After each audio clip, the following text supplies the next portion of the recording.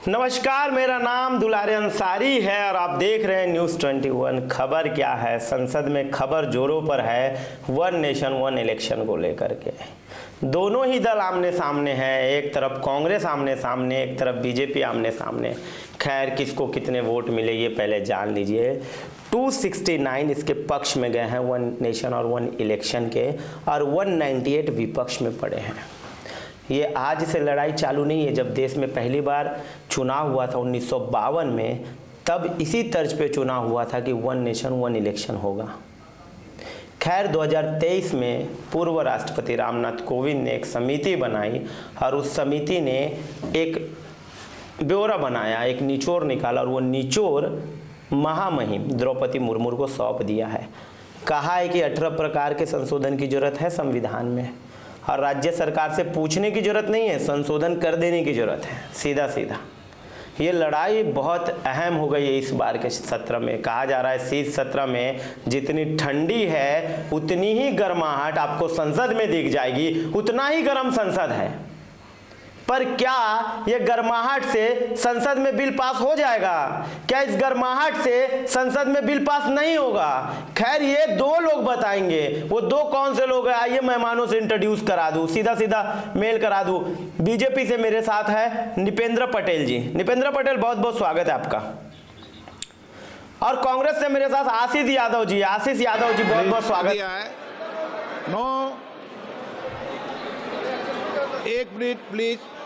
माननीय सदस्य, प्लीज आप बैठिए।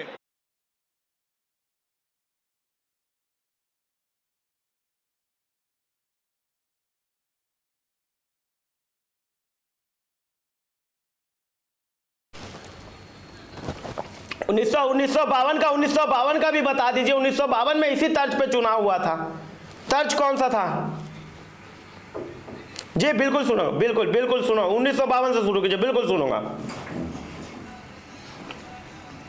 नहीं, आशीष जी बोलिए, पूरा टाइम दूंगा मैं आपको, पूरा टाइम दूंगा, बोलिए।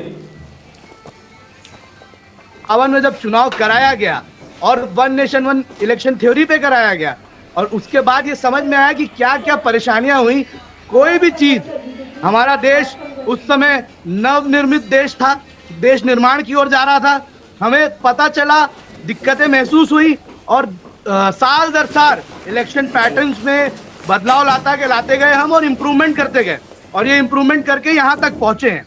आप देखिए, पहली बात तो ये है कि जो वन नेशन वन इलेक्शन की बात की जा रही है, उसमें सबसे बड़ी बात यह है कि एमपी और एमएलए इलेक्शन को शामिल किया जा रहा है, लेकिन नगरीय निकाय को नहीं किया जा रहा है। देश में अगर हम देखें तो एमपी एमएलए मिलाकर करीब करीब 5,000 लोग होते हैं, 5,000 जनप्रतिनिधि होते हैं, और 11 लाख वो जनप्रतिनिधि जो चुनकर आते हैं, जो असल में गांव, असल में शहर और विकास के कर्ता धर्ता होते हैं, उन्हें तो पहले ही इनमें शामिल नहीं किया जा रहा है। ये इलेक्शन तो अलग होंगे, ये पहले से डिक्लेयर कर दिया गया है।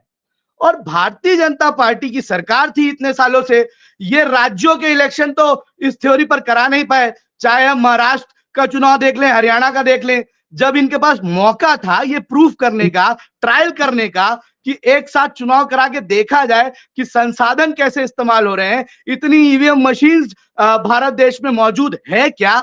अगर आप एक साथ इलेक्शन कराएंगे तो आज से 3 गुना ज्यादा ईवीएम मशीन की जरूरत पड़ेगी साहब, और वो 3 गुना मशीन बनाने में करीब करीब 10 साल तो भारत को लगने वाले हैं। इसके अलावा जो हम पैसा बचाने की बात करते हैं वन नेशन वन इलेक्शन के थ्रू, वो पैसा खर्च करके ही तो आप ईवीएम मशीन बनाएंगे।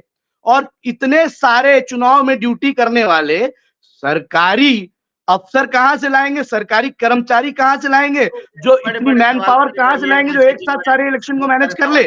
बहुत सारे सवाल खड़े कर लिए। निपेन जी से पूछ लेता हूँ, कहाँ से लाएंगे? निपेन जी, ईवीएम कहाँ से लाएंगे?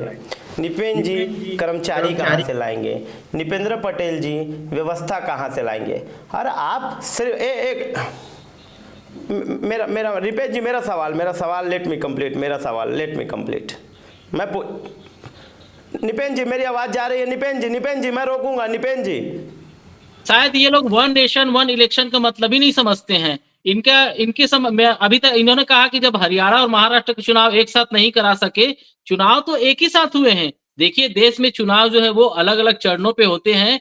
वन नेशन वन इलेक्शन का मतलब शायद इनको ये लगता है कि एक ही तिथि में सारे चुनाव हो जाते हैं। देखिए, देश में पहले भी अलग-अलग चरणों पे चुनाव होते रहे हैं। वन नेशन वन इलेक्शन का मतलब ये नहीं है कि एक ही तिथि में सारे चुनाव हो जाएँगे। और संसाधनों की जहाँ तक बात हुई है कि देखिए, ये अभी तो क्या बोलते हैं लागू करने की बात नहीं हो रही है। ये one nation one election. Nipendra जी मेरी आवाज जा रही है?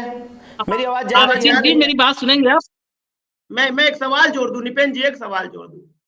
सिर्फ आप जी, जी, लोकसभा और बोलिए। विधानसभा को एक करने की क्यों बात करते करते हैं? हैं, क्यों नहीं आप पंचायत के चुनाव को एक करने की बात करते हैं? क्यों नहीं आप मेयर के चुनाव को एक करने की? और जब आप दो चुनाव कर रहे हैं तो क्यों नहीं बोलते कि वन नेशन टू इलेक्शन का कॉन्सेप्ट लाएंगे, हम दो चरणों में चुनाव कराएंगे? पिछले बार रुकिए ना निपेन जी, मेरा सवाल सुन लीजिए। निपेन जी पूरा सवाल सुन लीजिए, आपको बोलने में आसानी जाएगी। निपेन जी मेरा सवाल सुन लीजिए। आपको पता है कि पिछले 2023 में जब 5 राज्यों का चुनाव हुआ, जब छत्तीसगढ़ एमपी वगैरह 7 में थे, 7 चरणों में चुनाव हो गया। सिर्फ महज 90 सीट की विधानसभा की सीट है छत्तीसगढ़ में, 3 चरणों में चुनाव हुआ। जब 3 चरणों में एक छोटे से राज्य में 90 विधानसभा वाले राज्य में 3 चरणों में चुनाव होते, तो हाउ कैन पॉसिबल कि आप इतना बड़ा चुनाव एक साथ कैसे कराएंगे?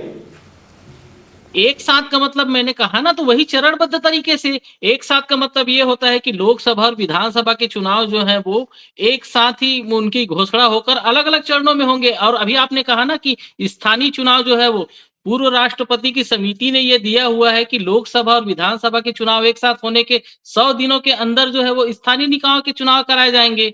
उनकी रिपोर्ट में स्पष्ट कहा गया है। वन नेशन टू इलेक्शन हो गया, वन नेशन टू इलेक्शन हो गया। कैसे वन नेशन वन इलेक्शन कैसे बोल सकते हैं? वाई विधानसभा के चुनाव जो एक साथ निकाय के चुनाव होंगे, तो आप इन्हें कैसे क्या बोलते हैं वन नेशन टू इलेक्शन कहें? टू इलेक्शन हो गए। मैं बार बार बोल रहा हूँ वन नेशन टू इलेक्शन।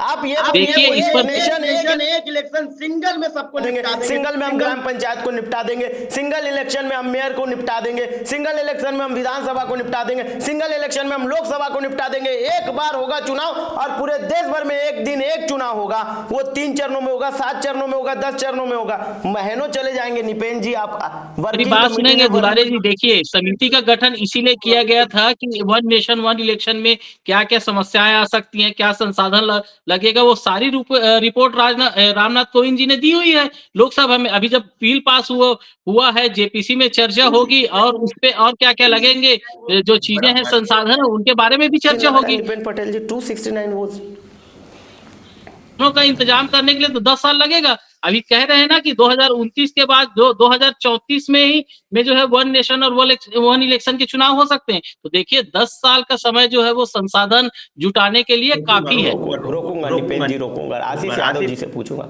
आशीष यादव जी, पेट में दर्द क्यों है? आपको नहीं लगता कि चुनाव एक हो, 2 हो? चुनाव तो चुनाव हो रहे हैं। वो 1 बार चुनाव हो, 2 बार चुनाव हो, 3 बार चुनाव हो, 4 बार चुनाव बार बार हो। आपने क्या ये जिम्मा उठा लिया कि अगर सरकार कोई अच्छा काम करना चाहती है, सरकार कोई अच्छी नीति लाना चाहती है, तो विपक्ष का यही काम बचा है कि उसे सराहे ना, उसे सिर्फ और सिर्फ उसका विरोध करे। आपके देखो 198 वोट मिले। सर देखिए, अगर सरकार ऐसी योजना लाएगी जो दिखेगी कि धरातल पर सक्सेसफुल होने वाली है, सफलता प्राप्त करने वाली है, निश्चित रूप से विपक्ष सरकार के साथ खड़े रहेगा। आप ये बताइए, ये जब हमको दिख रहा है कि ये मुद्दों से भटका के नया एक मुद्दा ले आते हैं पूरे देश का रुख एक तरफ पलटने के लिए, असल अडानी का मुद्दा इन्हें छोड़ देना था, ये जो जितने घोटालों का मुद्दा है उनसे ध्यान भटकाना चाहते हैं, तो फिर ये ले आते हैं। आप देखिए एक कैसे ये इलेक्शन कराने की बात कर रहे हैं। ये बोल रहे हैं 100 दिन बाद आप एमपी एमएलए के इलेक्शन कराएंगे, उसके लिए कोड ऑफ कंडक्ट यानी आचार संहिता 55 दिन पहले लगाएंगे, फिर 50 दिन बाद फिर से जो है 55 दिन की आचार संहिता लगाएंगे और फिर उसके बाद चुनाव कराएंगे। कितने दिनों तक जो है वो देश की जो है विकास दर को आप करना चाह रहे हैं? आपने तो दिया ही यही था ना कि आचार संहिता लगती रहती है बार बार, तो विकास कार्यों में बाधा आती है, तो इलेक्शन एक बार होगा तो बाधा नहीं आएगी। अभी आप खुद बाधा क्रिएट कर रहे हैं और फिर क्या उन्हीं लोगों की फिर से ड्यूटी लगाने वाले हैं? आप चलिए 10 साल में ईवीएम बना लेंगे, इस बात पे मैं बिल्कुल सहमत हूँ कि भारत देश के अंदर आशीष जी 10 साल में सरकारें बदल जाएगी, ये पास करेंगे, आप फेल कर देंगे। मैं तो पक्का, मुझे पूरा विश्वास सरकार बदल ही जाएगी, ये विश्वास तो है मुझे। कि 10 साल में केंद्र सरकार तो बदल ही जाएगी। हाँ, मैं सहमत हूँ आपसे, सरकार बदल जाएगी, लेकिन ये जो आप लेकर आ रहे हैं प्लान, वो प्लान कितना ज्यादा प्रैक्टिकल है, कितना ज्यादा उससे फायदा होने वाला है, इस बात पे अगर भारतीय जनता पार्टी के लोग अच्छे से देश की जनता को जवाब दे पाए, उनके मन में जो भी संदेह है उसे दूर करे, तो विपक्ष भी खड़ा रहेगा। विपक्ष की यह जिम्मेदारी है कि विपक्ष के नाते वो बेखौफ होकर मुखरता से जो भी बातें लगे जनता के मत की या जनता के लिए वो करे, वो हम कर रहे हैं। बड़ा बात कर रहे हैं, बड़ा बात दोनों को एक शायरी सुना देता हूँ, बड़ा बात कर रहे हैं आप लोग। मशीन से याद आया है, आप दोनों को एक बात बता दूं, एक शायरी सुना दूं, किस तरीके से चल रहा है देश में, क्या चल रहा है देश में, कितना बड़ा विवाद हो गया ये वन नेशन वन इलेक्शन। ये विवाद समझने की जरूरत है। एक तरफ विपक्ष खड़ी है, दोनों लोगों को मेरी आवाज आ रही होगी ना? दोनों लोगों को मेरी आवाज आ रही है? शायरी सुन लीजिए, एक शायरी के माध्यम से सुना देता हूँ। लहू में भीगी हुई आस्तीन जीत गई, लहू में भीगी हुई आस्तीन जीत गई, चुनाव हार गए सब, मशीन जीत गई। अब एक तरफ विपक्ष ये मुद्दा उठाता है कि वॉलेट पेपर से चुनाव करेंगे, एक तरफ ये मुद्दा उठ रहा है पक्ष के तरफ से कि हम एक ही बार चुनाव करेंगे, मशीन पे भरोसा नहीं है, 10 साल में मशीन बना लेंगे। फिर कांग्रेस वाले निपेंद्र जी चिल्लाएंगे कि हम हार गए, मशीन जीत गई, इन्होंने ईवीएम में सेटिंग कर दिया, इन्होंने ईवीएम में हैक कर दिया, इन्होंने ईवीएम को ही उठा लिया, ईवीएम पूरा फुल चार्ज था, ईवीएम डाउन हुआ ही नहीं। कैसा चलेगा ये विवाद? अब बताइए निपेंद्र जी। देखिए दुलारी जी, इन जम्मू कश्मीर इनके प्रमुख सहयोगी जो है उमर अब्दुल्ला ने भी कहा है कि कांग्रेस जब जीतती है तब ईवीएम ठीक रहता है, ठीक है, और जब हार जाती है तब ईवीएम खराब होता है। लोग सब सरकार बनाई थी, आपके भी सहयोगी थे। जी, मेरी बात पूरी हो जाने दीजिए, फिर आप अपनी बात रखिएगा। देखिए लोकसभा में जब इन्होंने 99 सीटें जीती, तब चिल्ला के कह रहे थे कि हम जीत गए करके, तब ईवीएम ठीक थी। अभी वायनाड में इनकी जो नेता है प्रियंका गांधी जी जीती, तब ईवीएम ठीक था। नांदेड़ में लोकसभा चुनाव में ईवीएम ठीक था। ईवीएम खराब वही होती है जब हारते हैं। हिमाचल प्रदेश की ईवीएम ठीक थी, कर्नाटक की ईवीएम ठीक थी, तेलंगाना की ईवीएम ठीक थी, बाकी जिन प्रदेशों में ये हारे वहां की ईवीएम खराब थी। देखिए कांग्रेस का काम ही हो गया है विरोध करना। अरे भाई, आप एक देश एक चुनाव की जो बात हो रही है प्रैक्टिकली उसको लागू तो होने दीजिए, तब उसके बाद बात करिए। ये जैसे जीएसटी का भी ये विरोध करते थे, पर आप देखिए आज पूरे देश में एक राज्य एक देश एक कर है। पहले एक ही चीज जो है वो एक राज्य में उसका रेट अलग होता था, दूसरे राज्य में अलग होता था। जीएसटी आने के बाद में जो है वो सभी राज्यों में कई चीजों का जो है वो भाव जो है वो एक मिलने लगा है, लोगों को फायदा हुआ है। और जीएसटी कलेक्शन भी देखिए, महंगाई आसमान छू रहा है। निपेंद्र जी, महंगाई आसमान छू रहे हैं। कांग्रेस कहती है कि 500 का सिलेंडर 1200-1400 पर ला दिया, 50-60 रुपए का पेट्रोल 100 रुपए पर ला दिया, फिर ये महंगाई पे आपको घेरने लगेंगे। बताइए। नहीं, देखिए 2013 में भी सिलेंडर का रेट 900 रुपए था। आप इनके जो नेता है ना, एक वीडियो आता है अक्सर कि आप पत्रकार से कह रही हैं कि आप 900 रुपए का सिलेंडर नहीं ले सकते करके। तो 2013 में भी 900 रुपए का सिलेंडर था। ये सब्सिडी के कारण जो है वो लोगों को लगता था कि रेट कम है करके। बोलिए, जवाब देने का मौका दीजिएगा प्लीज। जी आशीष जी दीजिए, जवाब दे दीजिए साफ तौर पे, पर मेरा सवाल सुन लीजिए। आपके समय भी महंगाई थी, आपके समय भी चीजें थी। 1952 से फिर कोट कर देता हूँ, 1952 से ये लड़ाई चल रही कि एक वन नेशन वन इलेक्शन लगाएंगे। फिर बता देता हूँ कि आप रामनाथ कोविंद ने 2023 में रिपोर्ट बनाई, 2024 में महामहिम द्रौपदी मुर्मू को सौंप दिया। 18 प्रकार के संशोधन की जरूरत है। देखे आपने संशोधन सही है नहीं है, कौन से 18 आपने रिपोर्ट पढ़ी? निश्चित रूप से। और संशोधन करने के बाद अगर ये बात का हल्ला किया जाता कि हम वन नेशन वन इलेक्शन की ओर बढ़ रहे हैं, पूरी तरह से पुख्ता कर लेते। जल्दबाजी अगर भारतीय जनता पार्टी को हर एक चीज में रहती है, ये कह रहे थे कि हम जीएसटी का विरोध कर रहे थे। नहीं साहब, जीएसटी तो पहले हम लाना चाहते थे। मोदी जी जो है चीफ मिनिस्टर रहते हुए हम विरोध करते थे जीएसटी का। और जो जीएसटी आप लाए उसमें कितनी बार कानून में बदलाव लाया गया और कितनी बार उसे बदला गया, ये देश की जनता जानती है। जिसने जो है मीडियम स्केल और स्मॉल स्केल इंडस्ट्रीज की कमर तोड़ दी। आपके आपके पास आपने लगता है विरोध करने तरीके की से ताकत है, विरोध करने की लगता है विरोध ताकत है, उतने वोट मिलेंगे, विरोध करेंगे तो आप लोग संसद में विरोध के हिसाब से बिल रुक जाएगा। लगता है कि बिल रोक पाएंगे आप लोग? सर पार्डन सर एक बार प्लीज बोलेंगे क्या? मैं पूछ रहा हूं आशीष जी की आपके पास उतनी क्षमता है, उतनी ताकत है कि आप विरोध करेंगे तो बिल रुक जाएगा संसद में? उतनी मेजोरिटी है, साफ तौर पे कहने का मतलब है मेरा। ये मेजोरिटी की बात है तो सबको पता है कि संख्या बल में हम तो नहीं है, लेकिन ना हम हिम्मत हारे हैं, ना देश को पीछे ले जाने में कोई सहयोग करने वाले हैं। हमें जिस बात पर विरोध करना है उस बात को जनता तक लेकर जाएंगे, चुनाव दर चुनाव। देखिए चुनाव है, हार जीत तो होगी ही होगी, और जितना और वो टिकरा हार जीत तो हार जीत होगी तो वो टिकरा आप ईवीएम पे फोड़ देंगे।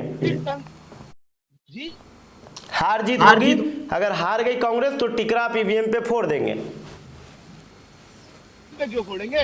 देखिए ईवीएम वाली बात पे भी मैं बहुत स्पष्टता से इनको बताना चाहता हूँ कि हम कह रहे हैं कि देश के विकसित देश, जो विश्व के विकसित देश जिसको देखकर आप ईवीएम के पीछे गए थे, ईवीएम आपने देखा डेवलप्ड कंट्रीज में यूज किया जाता है तो आपने हमारी कंट्री में लाया।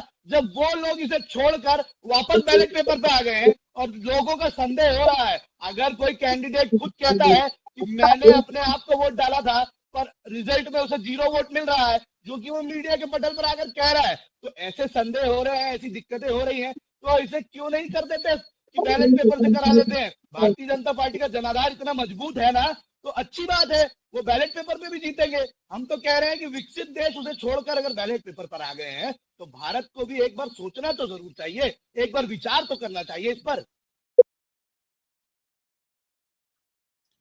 दीपेन जी दीजिए जवाब दीजिए।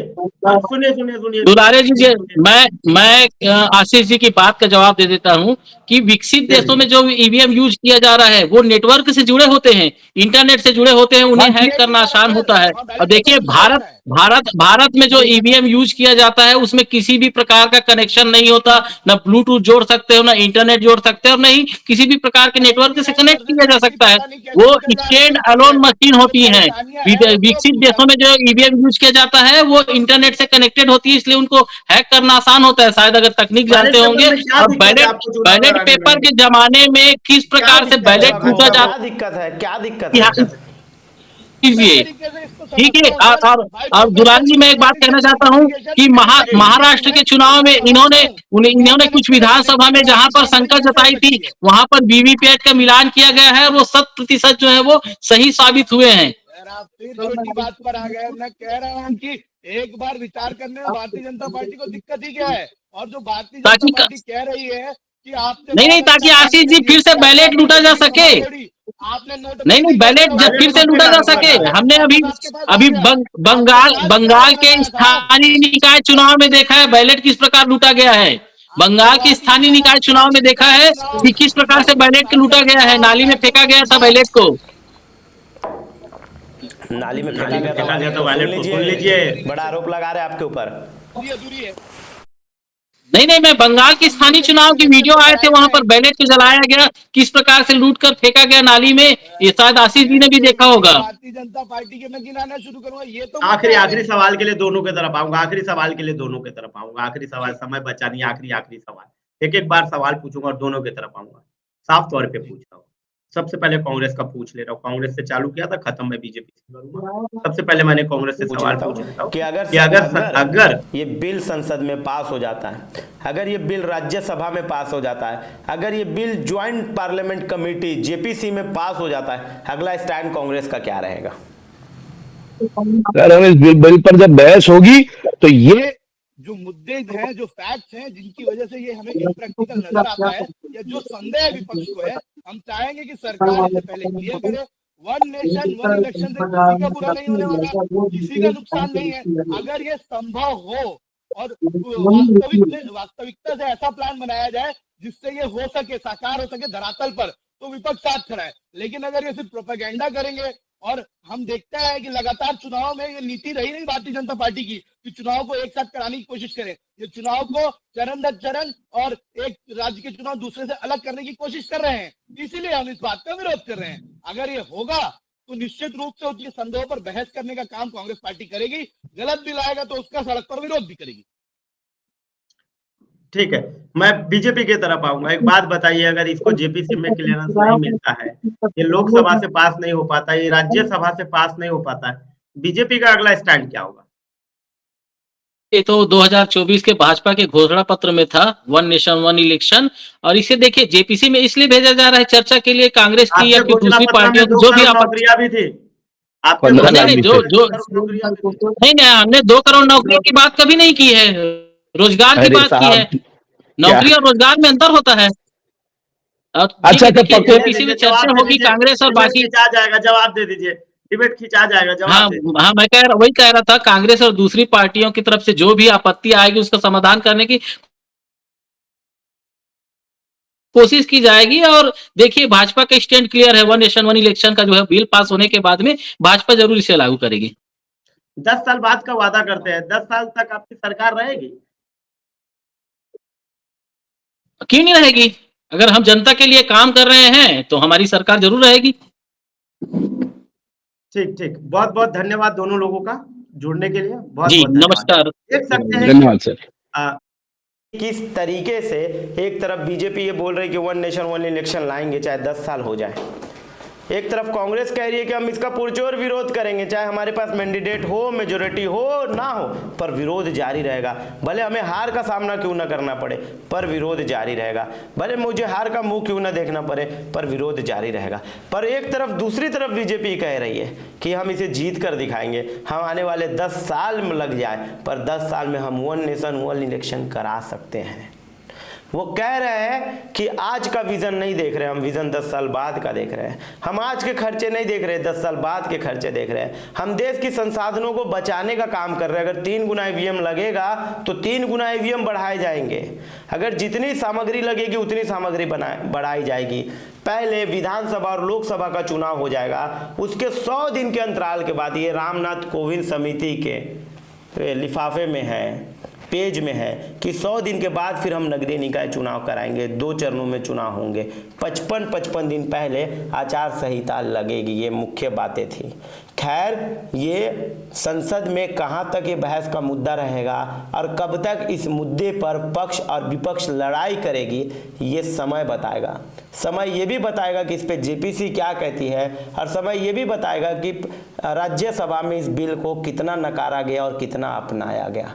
खैर, ये जांच का, ये बहस का विषय है। अभी देखना होगा कि शीर्ष सत्र में गर्माहट कितनी है लोकसभा में और किन मुद्दों पर बात होगी। लोकसभा में वन नेशन वन इलेक्शन पे ही लोकसभा खत्म हो जाएगा, लोकसभा सत्र, या लोकसभा सत्र वन नेशन वन इलेक्शन से हटकर किसी और मुद्दों पे भी चर्चा करेंगे। ये चर्चा ही करेंगे या सिर्फ ये चर्चा एक चर्चा बन के रह जाएगी। खैर, चर्चे से याद आया कि मुद्दा बहुत गर्म। एक तरफ मस्जिद मंदिर का भी विवाद है, कल 20 दिसंबर है, फैसला आने वाला है, फैसला आने वाला है अजमेर का। खैर, अजमेर के फैसले में क्या कहते हैं बेंच, खैर कल बताऊंगा, और 6:30 बजे फिर आपके सामने रहूंगा मैं। तमाम बड़ी खबरों को देखना ना भूलिए, छोटी से छोटी खबरों के लिए देखना ना भूलिए News 21।